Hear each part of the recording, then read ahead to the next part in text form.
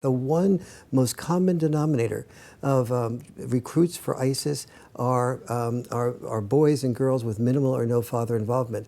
And my goodness, it's just so apparent the psychological savings and the fiscal savings we would create if we had this focus more on how do we get fathers more involved.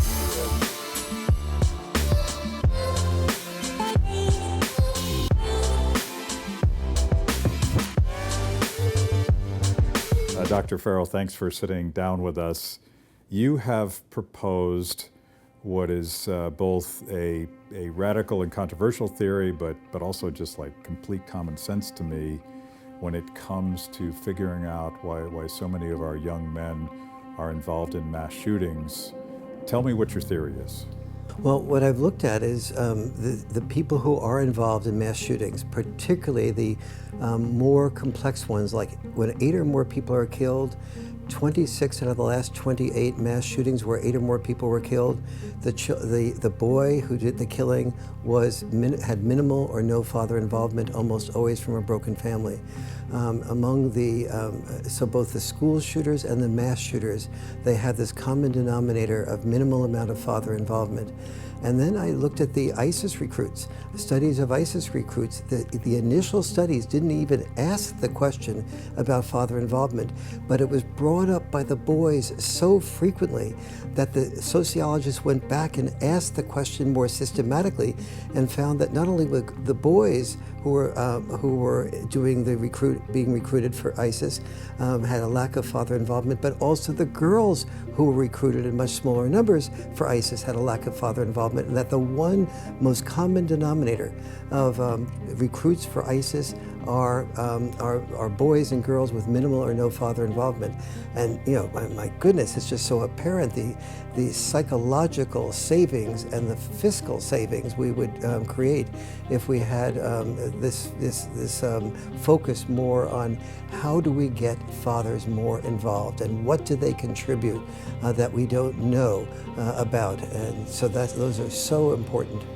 So this apparently is controversial in some corners, and every time there's a tragedy, another tragedy, and another shooting, everybody sort of falls back into their political corners, and some people blame the NRA, and the NRA blames Ritalin, and some people blame violent video games and violent TV programs. But so few people are talking about this phenomenon, that it's about fathers. And there's a responsibility here that civil society has to wrestle with solutions. Yes, and our sons and our daughters, they have the exact same family values. They have the exact same families. They're exposed to the exact same violence on TV, the violence in the media. They have the same access to the same guns, and yet our daughters are not doing the killings. Our sons are. And so what we need to understand is that when a family is broken up, our daughters suffer, but our sons suffer more. They suffer on a cellular level, they suffer on a psychological level, they suffer on a depression level, they suffer on a propensity towards suicide level, they suffer on a level of dropping out of school. And when a boy drops out of high school, that means a 20% chance of being unemployed in his 20s. When a boy has a 20% chance of being unemployed in his 20s, that means he has a very good chance of having his testosterone channeled destructively rather than constructively. And destructively channeled testosterone is one of the world's most dangerous forces. Well-channeled testosterone is one of the world's most constructive forces. Last night during your lecture, you talked about the tragic slide by which a young man who didn't get that attention, didn't feel respected or listened to, could lead to shooting up a school? Yes, it goes like this.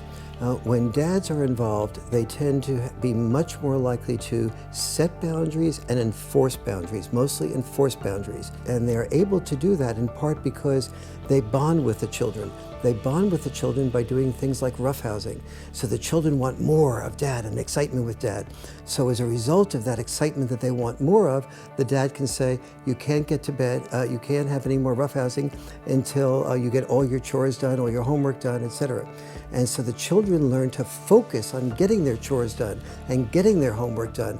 So they don't get ADHD nearly as often because they learn to focus on doing what they need to do in order to get what they want to do, more of that roughhousing. When they do that, they get postponed gratification. Postponed gratification is the single most important ingredient to be successful and to be happy with your achievement. So these boys that don't have postponed gratification, and the girls too, are less likely to be able to do their homework and get it completed. And then the boys start feeling ashamed of themselves because they get bad feedback from teachers, bad feedback from girls and boys. When it comes to boy-girl time, girls are not interested in dating losers, so they don't have that type of emotional, physical connection. They get bad feedback from their parents. They're not so proud of them. They begin to withdraw, become depressed, become addicted to video games or become addicted to porn. They then try out real women, and the real women don't like a boy that's addicted to porn, and so they withdraw from them, which only convinces them to become more addicted to porn. And in worst case scenarios, they become suicidal, or in other worst case scenarios, they become both suicidal and homicidal. And the homicidal being, I'm so angry that nobody at school recognizes me, values me. I'm so invisible. I will make myself visible. I'll show them. And then the anger is returned through the shootings. So quickly, and this would be a subject, if you really want the answer to this question, people are going to have to pick up your book, The Boy Crisis. But what are some of the solutions? How do we fix this problem? We've identified it. It is fundamental. How do we fix it? We have to know what fathers contribute that is different from what moms contribute, what I call dad-style parenting that has to be added to mom-style parenting. We have to teach both moms and dads how to communicate about the value of their style parenting in order to be able to adjust it to any situation that the children are going through. We have to be able to get dads to study what they do that is good so that they can explain it to moms. We can't blame moms. Moms can't hear what dads don't say. Moms are doing their hard work in the way that they know how to do it. Men have to take the lead, speak up, and have the courage to speak up. Men can't back off with knowing that a happy life is a happy wife. You have to be willing to have an unhappy life for a while because your devotion is to your children's needs, not to your personal happiness.